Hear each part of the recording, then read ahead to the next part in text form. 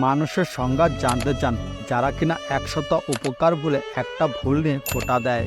কি দরকার ছিল এমন নাটকের অভিনয় করার? তোমার অভিনয় আজ আমার মৃত্যুর কারণ। রাতের আকাশটা তারাগুলো ছেয়ে আছে, কিন্তু আমার মনের আকাশটা কালো। কিছু ভালোবাসা অসমাপ্ত গল্পের মতো, শুরু ছিল সুন্দর কিন্তু শেষটা হলো বেদনাদায়ক। চুপিস্বরে কাঁদতে ভালো লাগে, কারণ কেউ জানে না কতটা দুঃখী আমি ভালো আছি, ঠিক আছি, এসব মিথ্যা কথা আর বলতে পারছি না। সময় সব ঠিক করে দেবে, এই কথাটা আর বিশ্বাস করতে পারছি না। ভালোবাসা হারানোর চেয়ে ভালোবাসার মানুষটাকে হারানোর বেদনা অনেক বেশি। একদিন হয়তো সব কিছু ঠিক হয়ে যাবে, কিন্তু এখন খুব কষ্ট হচ্ছে। যে ভালোবাসায় এত কষ্ট, সে ভালোবাসা কি আসলে ভালোবাসা ছিল? ভাঙ্গা মন মেরামত করার চেষ্টা করেছি, কিন্তু ভাঙ্গা জিনিস আর আগের মতো হয় না। একটা সময় ছিল তোমায় ছাড়া কিছু ভাবতে পারতাম না, এখন তুমি ছাড়াই চলার চেষ্টা করছি।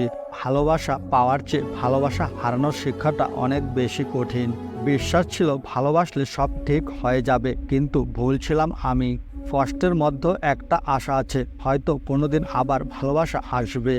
আমি কতটা কষ্ট সহ্য করতে পারি সারা জীবন তারই পরীক্ষা নিলে।